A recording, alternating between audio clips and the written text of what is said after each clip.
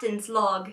It has been 2 weeks, 1 day and 3 hours since the near fiasco at the museum in Los Angeles, and everything has been going swimmingly. The collector hasn't needed anything, so the past few weeks have been delightfully uneventful and, better yet, Emerson-free.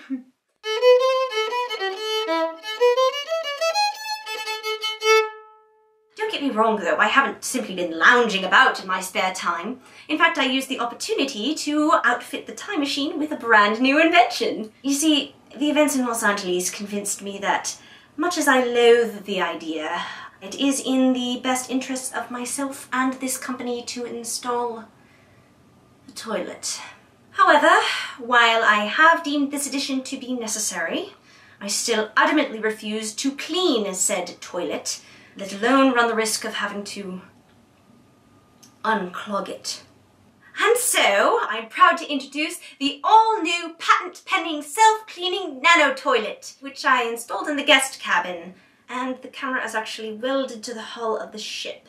So I can't show it in the captain's log, but suffice it to say that it uses nanoparticles to quickly and safely break down all waste materials, converting them into fuel for the ship. But no more time for that now. At any moment, my new client will arrive. That's right, new client. As in, not the collector. As in someone who has nothing to do with the collector, nor has ever heard of the collector, spoken with, or even imagined her existence. He's a geothermal specialist who has hired me to take him back to, where else but Los Angeles, to study the massive volcanic eruption that caused the entire area to sink back into the tar pits from whence it came and be covered over by the sea. Oh, and here he is now! Good morning, Dr. Seizmich. Are you ready for a time-travelling adventure? Seizmich und ja, let's go, shall we? Yes, indeed. Don't you want to ride in the guest cabin? Oh no, it's quite full of mine equipment already. Oh, I'm so sorry. I didn't hear you arrive. I would have helped you pack. No, it's quite alright. I never let anyone touch my equipment except in extreme circumstances, of course. There was a toilet in the way.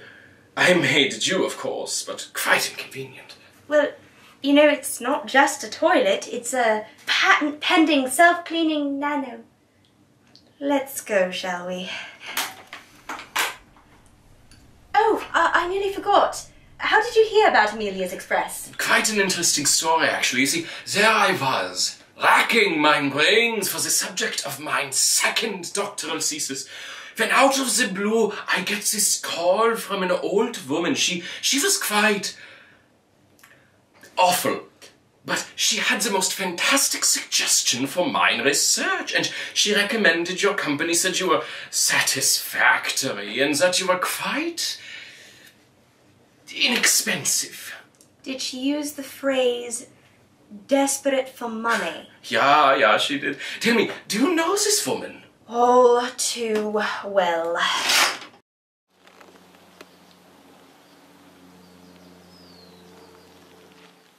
Amelia? Amelia! I thought I recognized that time machine. Oh, good. How have you been? I've been great. Me too. Notice anything? You're quite sweaty. No, well, yes. You are now speaking with the first assistant curator at the Museum of Natural History. Oh yes, you pinned your name tag to your hiking outfit. Yeah, they didn't fire me after all. They fired the curator, which I feel a bit bad about, but what could I do? It's not like they'd believe me if I tried to explain to them about time travel. So, the first assistant got bumped up to curator, and I got bumped up to first assistant. Gosh, it's been, what, a year and a half now? While you have had the benefit of a year and a half of blissful separation, for me it has been 2 weeks, 1 day, 3 hours, and 17 minutes. Right. Time travel, of course. Quiet, please. I am listening to the rocks. So...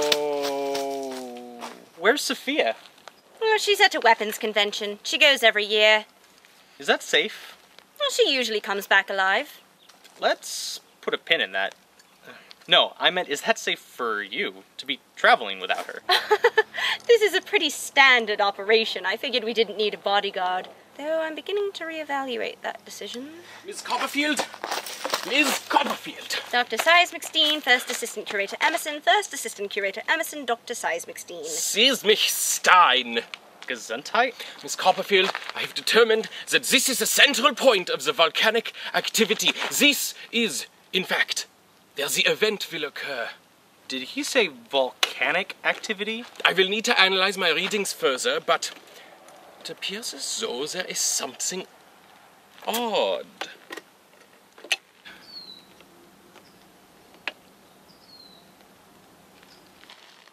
What's odd?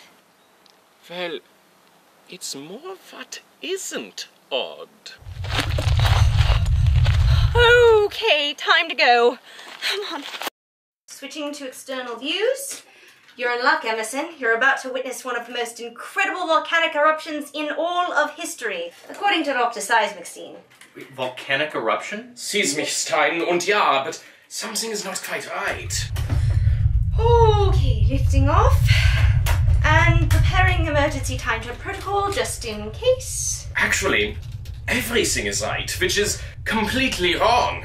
What are you talking about? Well, you see, what is unusual about this eruption is not just the suddenness and the violence of it, but the lava's speed, or lack thereof. You see, it took 9 days to complete its arc and hit the city, in which time everyone managed to evacuate and get to safety. I was hoping that my measurements would provide some light on the scientific anomaly, but at the rate things are going, the city will be enveloped and destroyed in a matter of minutes. What? I don't understand it either. It's quite disappointing.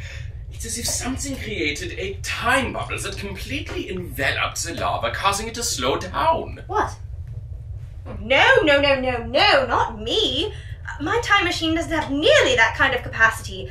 I would have to supercharge the power core by short-circuiting the perennial flux meter, which would almost certainly destroy the ship when we're right in the center of all that magma. Lava. What? Well, the way you describe it, I presume that we will be flying directly into the explosion, at which point the state of matter of the magma would actually be lava. The point is, we would very likely die in the attempt, and at the very least my time machine would be destroyed. Besides, there's no indication that it was actually us. Well, you don't see anyone else around here with a time machine, do you? I know, that's weird. You'd think this would be a time tourist destination point. Well, maybe everyone read my research and decided that there was nothing particularly scientifically interesting about this, from a geothermal perspective. Or it's just because LA is a terrible place and no one wants to visit. Well, yes, it's that as well. Well, anyway, the point is, even if we do this, fine. But I'll need something small and metallic to short-circuit the perennial flux meter. No. Come on, Emerson. If I have to sacrifice my entire time machine, you at least have to give up your little name tag. Now hand it over.